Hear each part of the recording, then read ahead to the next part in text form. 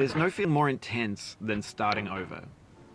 If you deleted your homework the day before it was due, as I have, or if you left your wallet at home and you have to go back after spending an hour in the commute. If you won money at the casino and then put all your winnings on red but it came up black. If you got your best shirt dry cleaned before a wedding and then immediately dropped food on it. If you won an argument with a friend and then later discovered that they just returned to their original view. Starting over is harder than starting up. If you're not ready for that, like if you've already had a bad day, then what you're about to go through might be too much. Feel free to go away and come back. I'll be here. Alright, thanks for coming with me on this trip. I'll understand if you have to take a break at any point. Just find a safe place to stop and quit game. And don't worry, I'll save your progress, always, even your mistakes. This game is a homage to a free game that came out in 2002, titled Sexy Hiking. The author of that game was Xiaoyu, a mysterious Czech designer who was known at the time as the father of B games. And B games are rough assemblages of found objects. Designers slap them together very quickly and freely, and they're often too rough and unfriendly to gain much of a following. They're more for the joy of building them than as polished products. In a certain way, Sexy Hiking is the perfect embodiment of a B game. It's built almost entirely out of found and recycled parts, and it's one of the most unusual and unfriendly games of its time. In it, your task is simply to drag yourself up a mountain with a hammer. And that act of climbing, in the digital world or in real life, has certain essential properties that give the game its flavor. No map forward progress is guaranteed. Some cliffs are too sheer or too slippery. And the player is constantly, unremittingly in danger of falling and losing everything.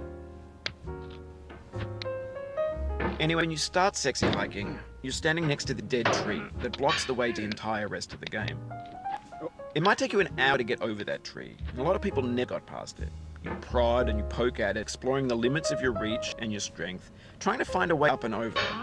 And there's a sense of truth in that lack of compromise. Most obstacles in video game worlds are fake. You can be completely confident in your ability to get through them once you have the correct method or the correct equipment or just by spending enough time. In that sense, every pixelated obstacle in Sexy Hiking is real. The obstacles in Sexy Hiking are unyielding, and that makes the game uniquely frustrating. But I'm not sure Xiaoyu intended to make a frustrating game. The frustration is just essential to the act of climbing, and it's authentic to the process of building a game about climbing. A funny thing happened to me as I was building this mountain. I have an idea for a new obstacle, and I build it, test it, and it would usually turn out to be unreasonably hard. But I couldn't bring myself to make it easier. It already felt like my inability to get past the new obstacle was my fault as a player rather than as a builder. Imaginary mountains build themselves from our effort to climb them, and it's our repeated attempt to reach the summit that turns those mountains into something real. No. When you're building a video game world, you're building with ideas, and that can be like working with quickset cement. You mold your ideas into a certain shape that can be played with, and in the process of playing with them, they begin to harden and set until they're immutable, like rock. And at that point, you can't change the world, not without breaking it into pieces and starting fresh with new ideas. For years now, people have been predicting that games would soon be made out of prefabricated objects, bought in a store and assembled into a world. And for the most part, that hasn't happened, because the objects in the store are trash. I don't mean they look bad or that they're badly made, although a lot of them are. I mean they're trash in the way that food becomes trash as soon as you put it in the sink. Things are made to be consumed and used in a certain context, and once the moment is gone, they transform into garbage. In the context of technology, those moments pass by in seconds. Over time, we've poured more and more refuse into this vast digital landfill that we call the internet. It vastly outnumbers and outweighs the things that are fresh and untainted and unused. When everything around us is cultural trash, trash becomes the new medium, the lingua franca of the digital age. And you can build culture out of trash, but only trash culture. B games, B movies, B music, B philosophy. Maybe this is what digital culture is. A monstrous mountain of trash, the ash heap of creativity's fountain. A landfill with everything we ever thought of in it. grand, infinite, and unsorted. There's 3D models of breakfast, Gen X fanfic novels, scan magazines, green screen Shia LaBeouf, banned snuff scene on LiveLeak.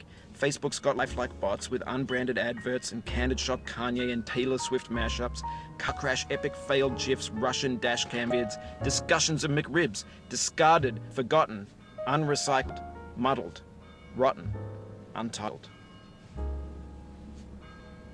Everything's fresh for about 6 seconds, until some newer thing beckons, and we hit refresh.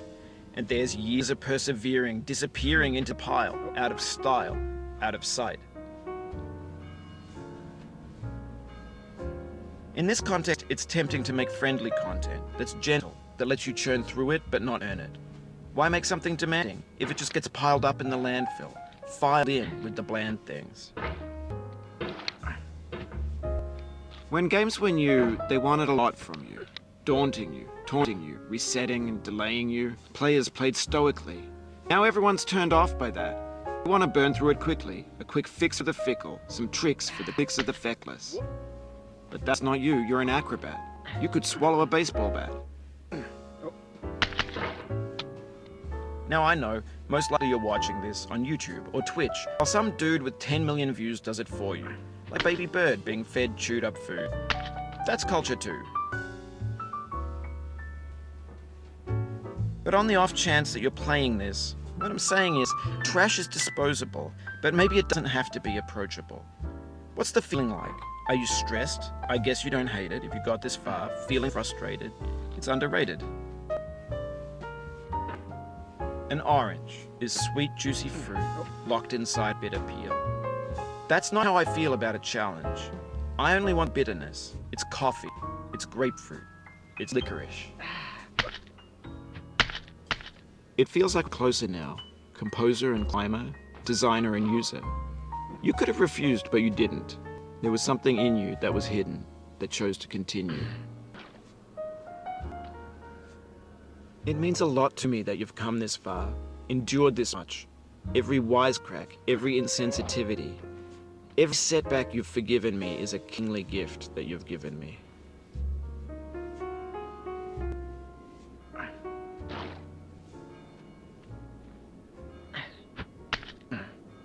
We have the same taste, you and I. It's not ambition, it's ambition's opposite. An obdurate mission tastes defeat. You'll feel bad if you win, so I put this snake in for you.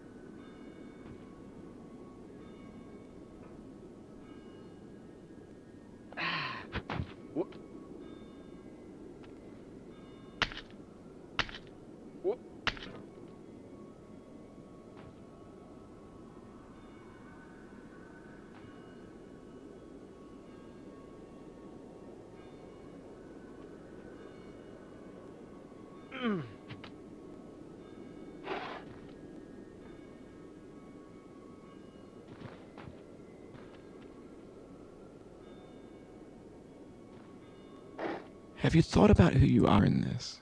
Are you the man in the pot, Diogenes? Are you his hand? Are you the top of his hammer? I think not. Where your hand moves, the hammer may not follow, nor the man, nor the man's hand. In this you're his will, his intent, the embodied resolve in his uphill ascent.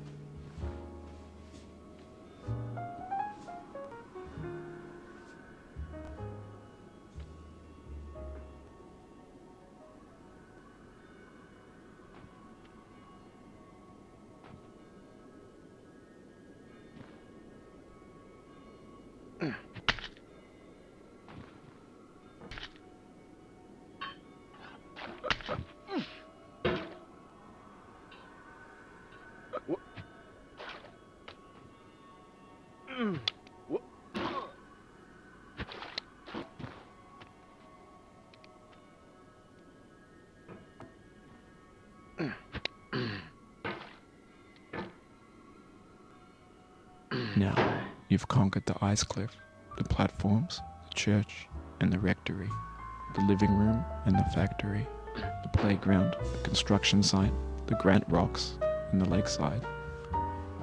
You've learned to hike. There's no way left to go but up, and in a moment I'll shut up. But let me say, I'm glad you came.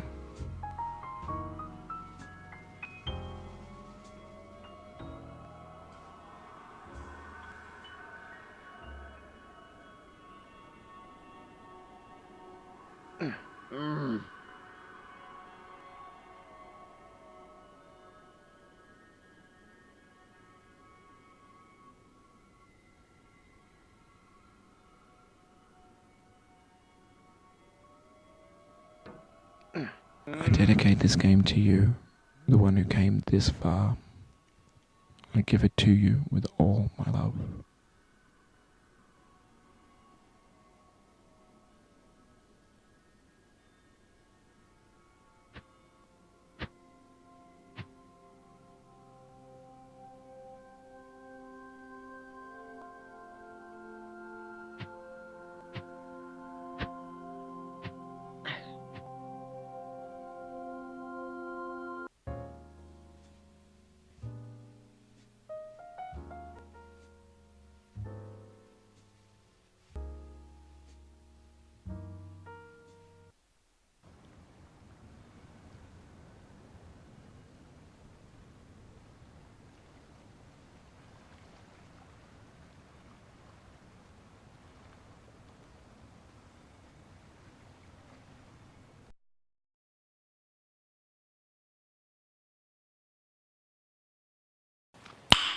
Nice.